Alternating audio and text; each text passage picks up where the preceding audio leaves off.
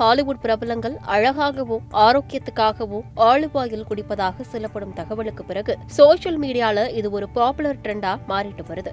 திரைப்பிரபலங்கள் மட்டும் இல்லாம பலரும் இந்த முறையை ஃபாலோ பண்ண ஸ்டார்ட் பண்ணியிருக்காங்க. இது உண்மையிலேயே ஆரோக்கியமானதா?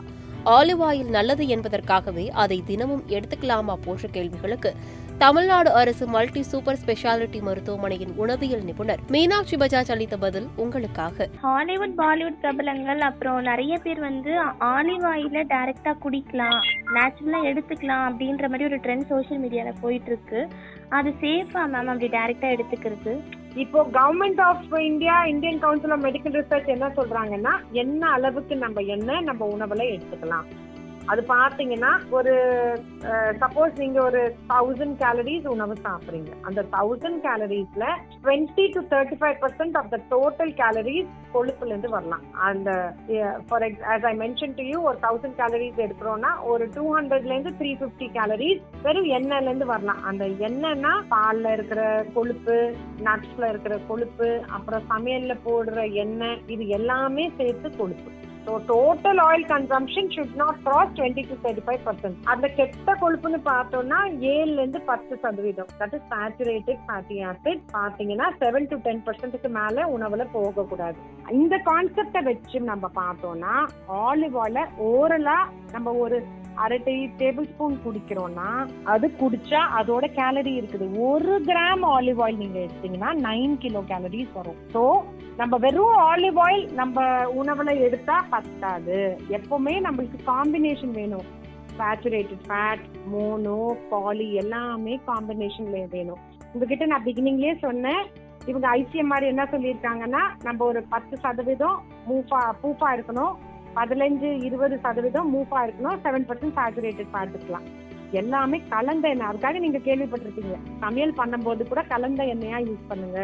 1/4 லிட்டர் நல்லெண்ணெய், 1/4 லிட்டர் ரிஃபைண்ட் எண்ணெய் யூஸ் பண்ணுங்க. அதே மாதிரி நீங்க ஆலிவ் ஆயில் யூஸ் பண்ணீங்கன்னா நீங்க 1/4 லிட்டர் ஆலிவ் ஆயில் யூஸ் பண்ணலாம், 1/4 லிட்டர் சாஃப்ளவர் ஆயில் யூஸ் பண்ணலாம், இல்லைன்னா 1/4 litre olive oil, 1/4 litre sunflower oil. ஒன்னு குழம்புக்கு, ஒன்னு பொரியலுக்கு. ஆனா ஆலிவ் ஆயிலை பொறுத்த வரைக்கும் நீங்க ஒரு சாலட் ஆயிலா தான் இதை யூஸ் பண்ணணும். ஸோ சாலட்ல உங்களால வெள்ளரிக்கால அதை ஊத்தி எல்லாம் சாப்பிட முடியாது. ஸோ இவங்க என்ன பண்றாங்க, மருந்து மாதிரி ஒரு அரை டேபிள் ஸ்பூன் குடிச்சிடுறாங்க. ஸோ மீதி சமையலுக்கு யூஸ் பண்ற எண்ணெய் அது வெறும் சன்ஃபிளவர் ஆயில், இல்லைன்னா நான் சொன்ன மாதிரி சாஃப்ளவர் ஆயில் இருக்கலாம்.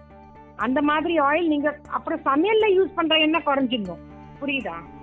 டைரக்டா எடுத்துக்கிட்டோம்னா சமையல்ல இன்டேக் பண்ற ஆயில் அளவை குறைச்சிக்கணும். நம்ம அந்த பக்கம் நார்மலா 500 ml ஆயில் எடுத்துக்க போறோம்.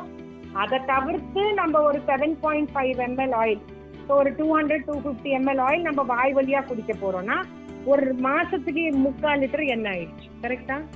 அந்த அளவுக்கு நம்மளுக்கு எண்ணெய் வேண்டாம். நம்மளுக்கு ஒருத்தருக்கு ஒரு மாசத்துக்கு 500 ml ஆயில் யூஸ் பண்ணலாம் குக்கிங். ஒரு 300 ml பால்ல இருந்து வரும், ஒரு 15 கிராம் நட்ஸ்ல இருந்து வரும்னு வச்சுக்கோங்களேன். அப்புறம் பாத்தீங்கன்னா அசைவ உணவுல கொஞ்சம் கொழுப்பு வரும்.